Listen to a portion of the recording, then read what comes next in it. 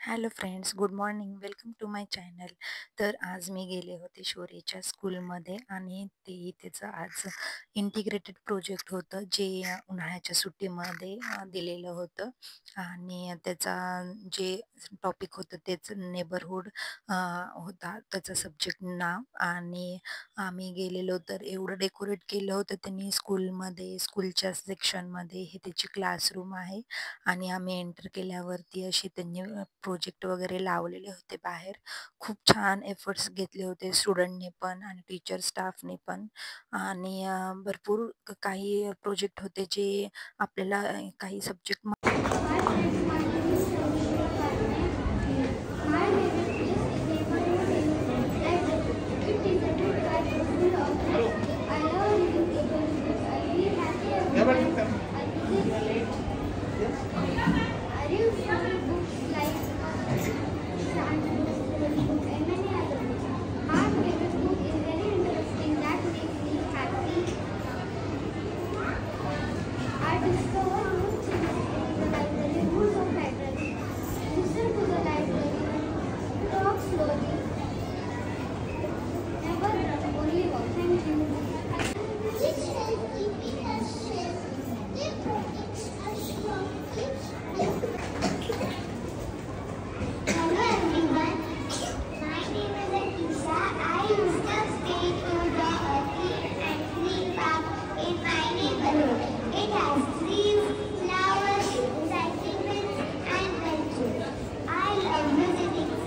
असे सगळ्यांचे प्रेझेंटेशन चालू होते आणि आम्ही बघत होतो, ऐकत होतो की छोटी छोटी मुलं किती कॉन्फिडन्सली बोलत होती आणि त्यांना भरपूर अशी जाणीव होती प्रत्येक गोष्टीची. टीचरनी पण त्यांना खूप चांगल्या प्रकारे गाईड पण केलं होतं. आणि ह्या तिथे त्यांच्या टीचर आहेत आणि पॅरेंट्स पण बऱ्यापैकी आले होते. आणि वन बाय वन मुलं स्पीच करत होती त्यांचे सब्जेक्टवरनं.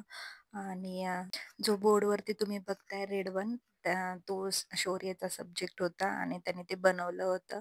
ॲक्च्युली मला खूप लेट झालेला प्रेझेंटेशन म्हणजे प्रोजेक्ट बनवण्यासाठी, त्याच्यामुळे मी खूप शॉर्ट बनवलं होतं. काही मुलांनी 3Dमध्ये पण बनवले होते प्रोजेक्ट, काहींनी खूप छान प्रकारे ते एक्सप्लेनही करत होते. नंतर मग मला अशी जाणीव झाली की आपल्या वेळेस कुठं होतं हे प्रेझेंटेशन म्हणा किंवा स्टेजवरती येऊन सगळ्यांच्या समोर बोलायची.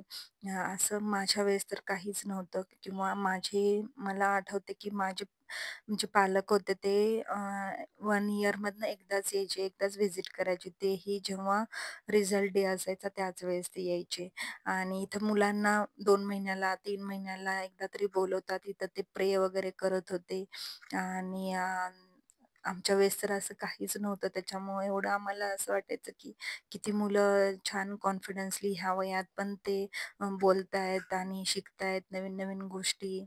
हे जे मॉडेल बघताय ते 3Dचं होतं आणि तुम्ही बघू शकता इथं रोड वगैरे आहे, मॅप त्यांनी काढलेला आहे.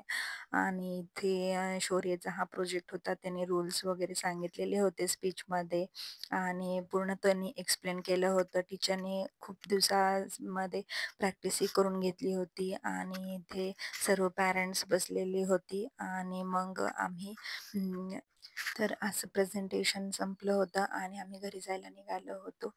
असेच माझे व्हिडिओ बघत जा, शेअर आणि सबस्क्राईब माय चॅनल. बाय.